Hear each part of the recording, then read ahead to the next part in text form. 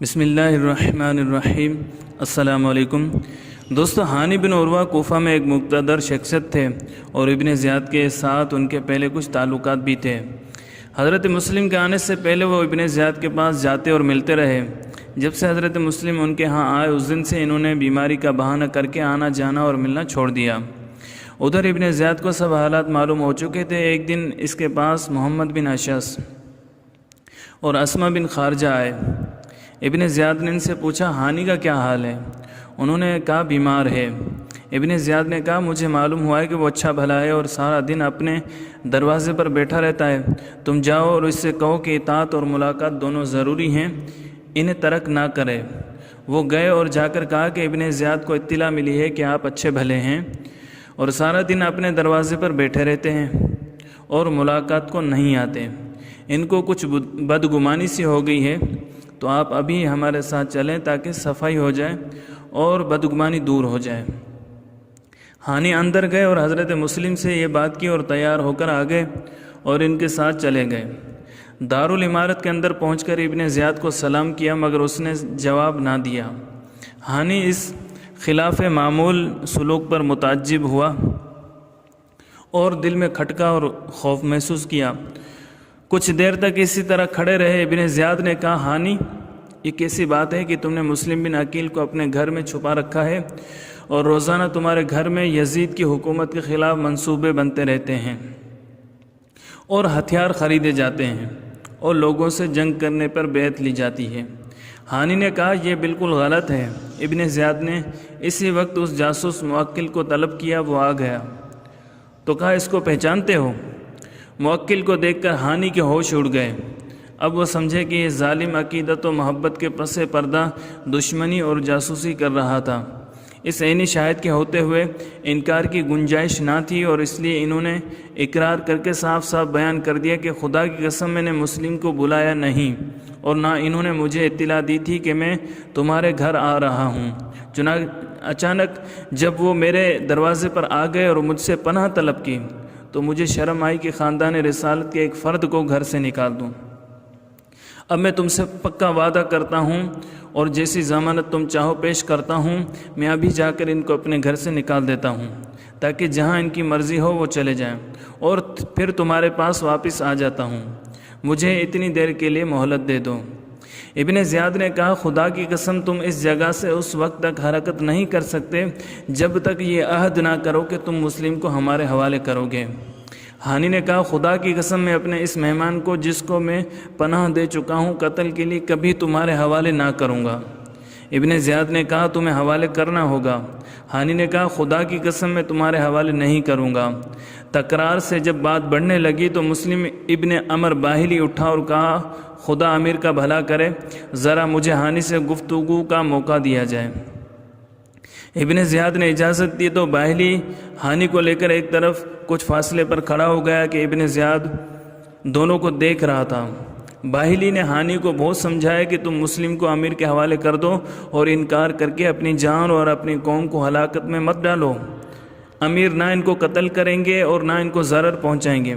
ہانی نے کہا، اس میں میری سخت ذلت اور رسوائی ہے۔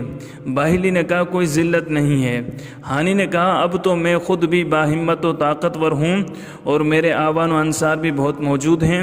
خدا کی قسم اگر میں تنہا ہوتا اور میرا کوئی یار و مددگار نہ ہوتا تو بھی میں پناہ دیے ہوئے مہمان کو دشمن کے حوالے نہ کرتا۔ باہلی ان کو مجبور کر رہا تھا اور قسمیں دے رہا تھا مگر ہانی برابر انکار کر رہے تھے۔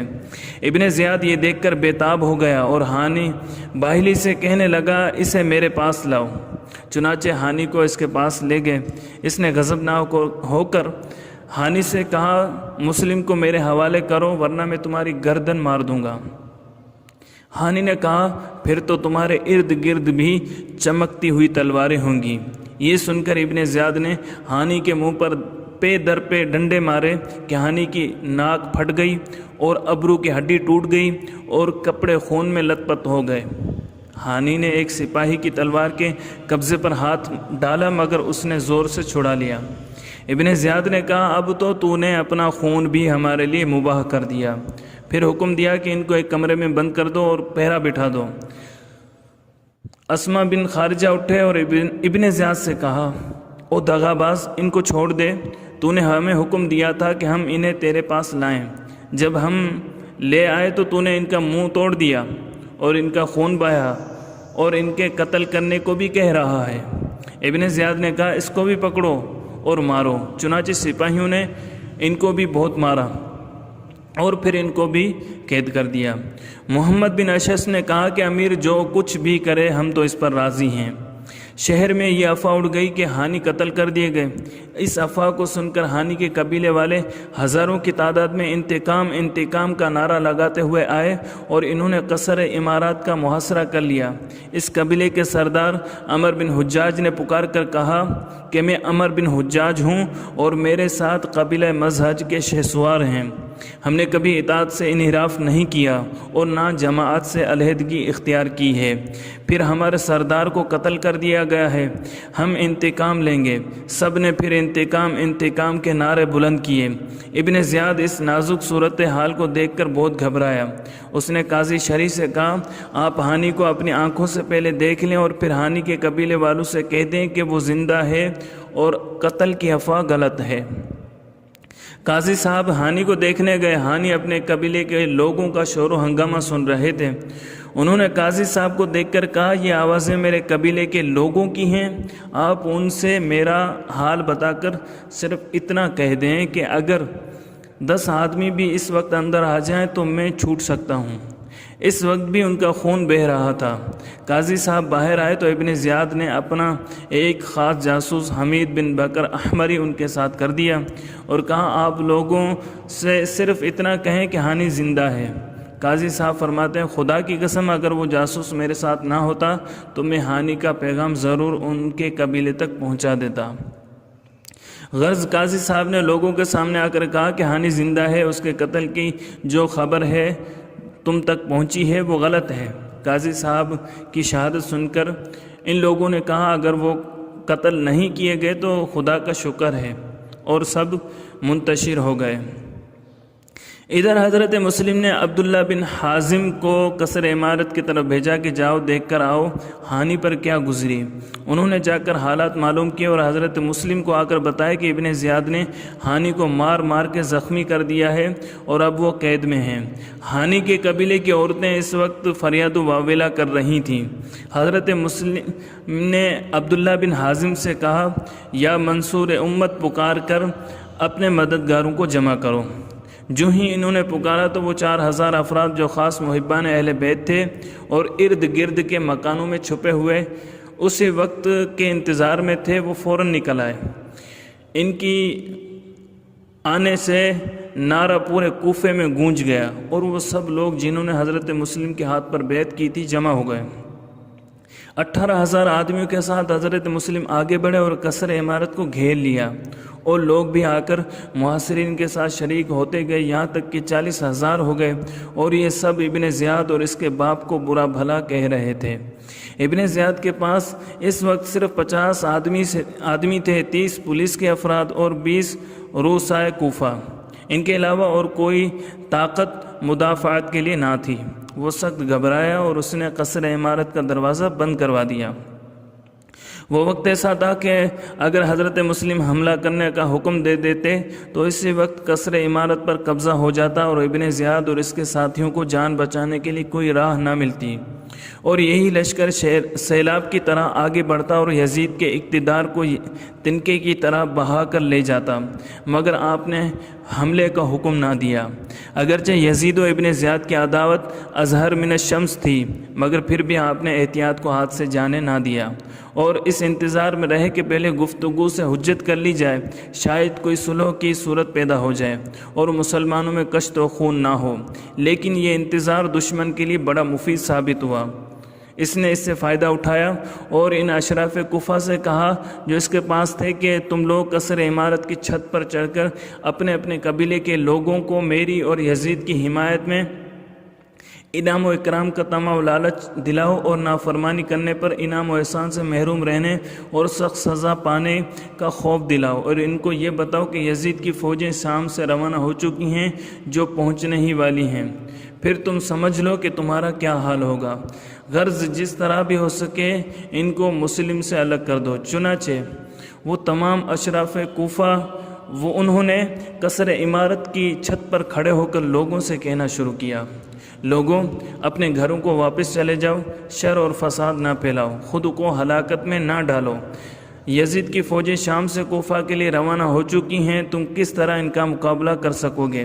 امیر ابن زیاد نے خدا سے عہد کر لیا ہے کہ اگر تم اسی وقت واپس نہ ہوئے اور جنگ پر آمادہ رہے تو وہ تم سے بہت برا سلوک کرے گا اور سخت سزائیں دے گا، تمہارے بچوں کو قتل کرے گا، تمہارا مال لوٹ لے گا، تمہاری جائیدادیں ضبط کر لے گا۔ تم لوگ اپنے انجام پر نظر ڈالو، اور اگر تم اطاعت کرو گے وہ تمہیں اعزازات و انعامات دے گا۔ تم اپنے اور ہمارے حال پر رحم کرو اور اپنے گھروں کو واپس چلے جاؤ۔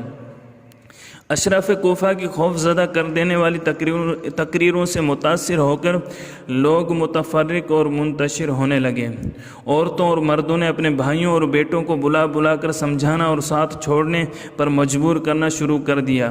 لوگ جانے لگے، 10 ادھر سے 20 ادھر سے۔ اس طرح لوگ ساتھ چھوڑتے گئے، یہاں تک کہ مغرب کی نماز کے وقت تک صرف 30 آدمی حضرت مسلم کے ساتھ رہ گئے۔ جب آپ نے اپنے حامیوں کی یہ غداری اور بدعہدی دیکھی تو بہت مایوس ہوئے۔ نماز کے بعد ان 30 آدمیوں کے ساتھ آپ کندہ محلے کی طرف چلے۔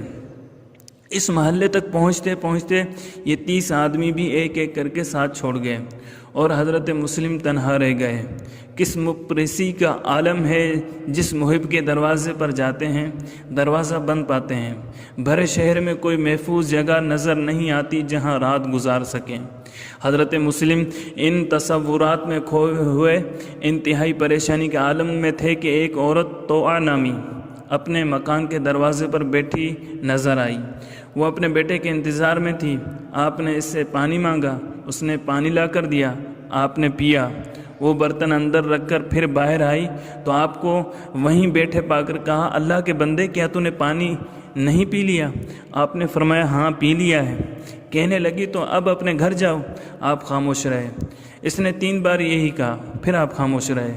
تو اس نے کہا آپ کا رات کے وقت میرے دروازے پر بیٹھنا مناسب نہیں، میں کہتی ہوں اپنے گھر جاؤ۔ آپ نے فرمایا اس شہر میں میرا کوئی گھر اور ٹھکانہ نہیں، میں ایک مسافر ہوں اور اس وقت سخت مصیبت میں مبتلا ہوں۔ ایسے میں کیا تم میرے ساتھ کوئی نیکی کر سکتی ہو؟ شاید میں کسی وقت اس کا بدلہ دے سکوں، ورنہ اللہ تعالیٰ اور اس کا رسول صلی اللہ علیہ وسلم تمہیں اس کا اجر دیں گے۔ اس نے کہا کس قسم کی نیکی؟ فرمایا میں مسلم بن عقیل ہوں، کوفہ والوں نے میرے ساتھ غداری کی ہے، مجھے دھوکہ دیا اور سب نے میرا ساتھ چھوڑ دیا، اور اب میں جس حال میں ہوں تم دیکھ رہی ہو، کوئی جگہ میرے لیے ایسی نہیں جہاں میں رات گزار سکوں۔ اس نے کہا آپ مسلم بن عقیل ہیں؟ فرمایا ہاں۔ اس خدا ترس نیک عورت نے آپ کو اندر بلا لیا اور اپنے مکان کے ایک کمرے میں فرش بچھا دیا۔ آپ اس پر بیٹھ گئے۔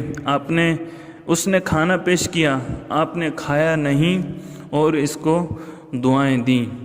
دوستو یہ اگر ویڈیو آپ کو پسند آئی ہے تو لائک کیجئے، کمنٹ کیجئے، اپنے دوستوں کے ساتھ شیئر کیجئے، اور آپ نے ابھی تک ہمارے چینل کو سبسکرائب نہیں کیا تو چینل کو سبسکرائب کر لیجئے تاکہ ہر نئی آنے والی ویڈیو آپ تک بآسانی پہنچ سکے۔